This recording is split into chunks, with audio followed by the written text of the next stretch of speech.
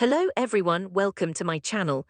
Genoa City had seen power plays before. It had watched empires rise and fall, marriages burn to ash, and enemies shake hands only to draw knives behind each other's backs.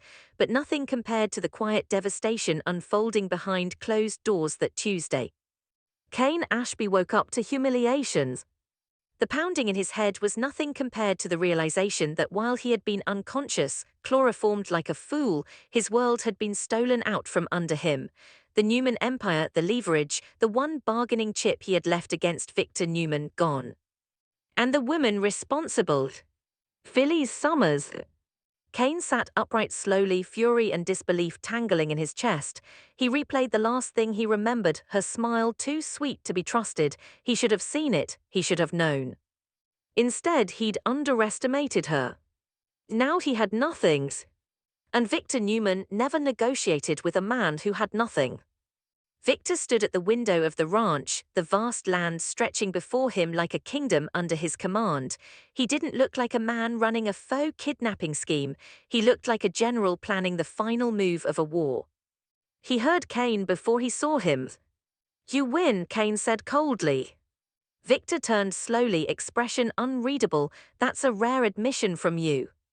You've made your point, I lost control, but your fight isn't with me anymore." Victor raised an eyebrow. "No.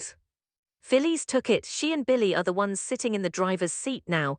If you want revenge, if you want your empire back, go after them." Victor's gaze hardened. "You expect me to clean up your mess?" Cain swallowed his pride. "I expect you to let my family go." Victor stepped closer, his voice dropping into something far more dangerous. "You had control, you lost it. That tells me everything I need to know." "It tells you Phyllis betrayed me." "It tells me," Victor corrected smoothly, "that you are not strong enough." Cain's fists tightened. "Lily and the twins have nothing to do with this." Victor's eyes flashed. "Everything is leverage, Cain. You of all people should understand that." Cain's desperation crept through his composure. "Tell me what you want." "I want you to fix it," Victor said simply. "You want to see Lily and your children again, take back what you lost." Cain stared at him. "You're serious?" "Deadly."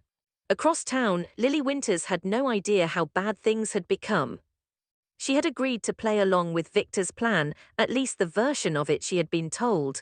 She believed she was helping protect her family, ensuring Cain didn't spiral further out of control. But she hadn't been told about the chloroforms. She hadn't been told about Phyllis stealing the empire. She hadn't been told Cain was now a pawn with no power left. Lily sat quietly, unease building in her stomach. Something felt off. Victor's silence was louder than usual. And Cain hadn't called. Meanwhile, at Newman Media, Phyllis Summers felt invincible. She stood at the head of the conference table, Billy Abbott at her side. The air crackled with ambition. "We did it," Billy said, almost breathless. Phyllis smirked. "No, I did it." Billy shot her a look. "We are partners." "Are we?" she asked lightly.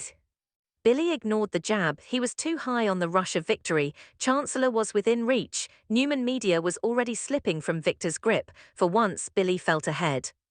But someone wasn't celebrating.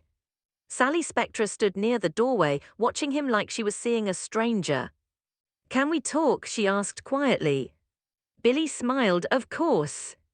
They stepped aside into Billy's office. The door closed. Sally didn't sit. "I can't do this anymore." Billy's smile faded. "What are you talking about?" "This, you, the revenge tour, the obsession with taking down Adam, Victor, whoever's in your path." Billy exhaled sharply. "You knew who I was." "I thought I did," Sally corrected, "but I didn't think you become this." "This is about business." "No," she said firmly, "this is about ego." Billy's jaw tightened. "So what, you want me to walk away?" "I want you to choose something other than destruction." "And if I do?" Sally's eyes softened but her voice didn't waver. "Then I'm walking away." The words hit him harder than any corporate loss. "You're breaking up with me?" he asked quietly. "I'm choosing myself." Billy stared at her, stunned. "Over this?" "Over everything," she whispered. "We see the world differently. You thrive on chaos, I don't." Silence hung heavy between them. I can't support what you're doing, Sally continued. Not Chancellor, not Newman Media, not this endless war. Billy looked away, wounded pride battling genuine heartbreak. You're giving up. I'm refusing to lose myself. And just like that, Sally Spectra delivered the most crushing blow Billy Abbott had faced all day. She walked out. He didn't follow. At Crimson Lights, the mood was far darker.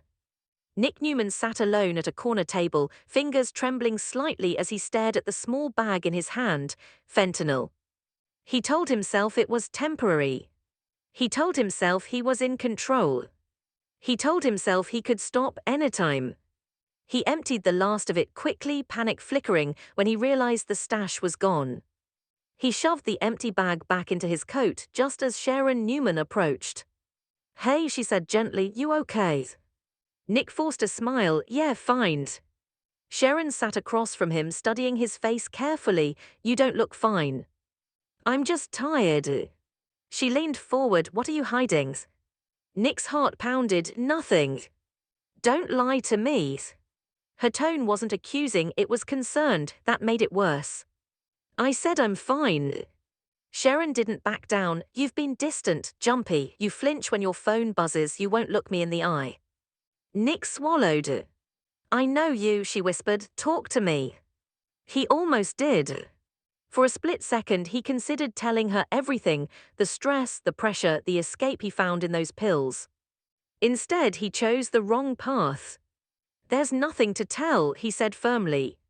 Sharon leaned back, hurt flickering across her face. Okay. But she didn't believe him. And Nick, already calculating how he'd get more fentanyl later, had just set in motion something that would inevitably backfire. Cain didn't sleep that night. Victor's ultimatum echoed in his mind, fix it or lose everything. He drove straight to Philly's the next morning. She answered the door wearing confidence like armor. Well, look who's conscious. You drugged me, Cain said coldly. You hesitated, she corrected. You stole everything. I outplayed you. Cain stepped inside. You think you're in control. I am. Victor still has leverage. Philly's smile faltered for a fraction of a second. He always does. He's not backing down. He wants the Empire back. Good luck with that, she said. He wants me to get it back. Now she laughed. You, after I knocked you out. Cain leaned closer. You forget something. I know your weaknesses. Her eyes narrowed. Try me. You're impulsive. You chase the thrill. You underestimate consequences. And you underestimate me. Victor doesn't. The room chilled. Phyllis crossed her arms. What are you proposing? A partnership. Her laughter rang out again. You want to work with me after what I did? I want my family back. Phyllis studied him carefully now. This wasn't ego, this was desperation. And if I say no, then we both lose. She hesitated. Because for all her bravado, she knew Victor Newman was not someone you ignored. Elsewhere, Billy sat alone in his office long after everyone had left. Sally's words replayed over and over. You thrive on chaos. Was she right? He stared at the city skyline, victory suddenly hollow. He had Chancellor within reach. He had Newman Media slipping into his control. He had finally beaten the Newmans at their own games. And yet he'd lost the one person who believed he could be better.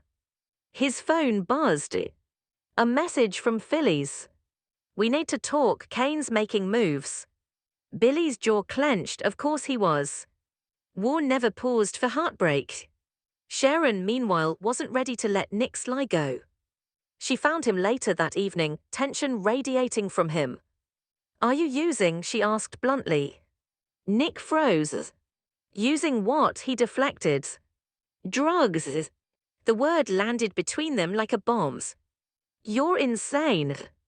Am I? She shot back, because I've seen this before. Nick's temper flared. Don't compare me to. Then prove me wrong. Silence. His anger faded into something far more fragile. I can handle it, he muttered. Sharon's heart sank. So you are. It's nothing. It's fentanyl, Nick, it's never nothing. He looked away, shame creeping in. I just needed an edge. At what cost? He didn't answer. Because deep down, he already knew the cost would be everything. Back at the ranch, Victor watched it all unfold like a master strategist. Cain scrambling. Phyllis calculating. Billy unraveling. Nick spiraling. Genoa City thought the chaos was random. It was. It was pressure. And Victor Newman knew exactly how much pressure each of them could withstand before they broke. By the end of the week, Cain was forced into an uneasy alliance with the very woman who betrayed him. Phyllis realized Victor's shadow was larger than she anticipated. Billy lost Sally and began questioning whether winning was worth the cost. Nick's lie to Sharon planted the seeds of a devastating fallout. And Lily, still unaware of the full truth, stood dangerously close to learning just how fragile her family's safety truly was. In Genoa City, power shifts in whispers before it explodes in screams. And Tuesday, February 17, was only the beginning. The crushing blows had been delivered. The ultimatums had been issued. The lies had been spoken. Now came the consequences.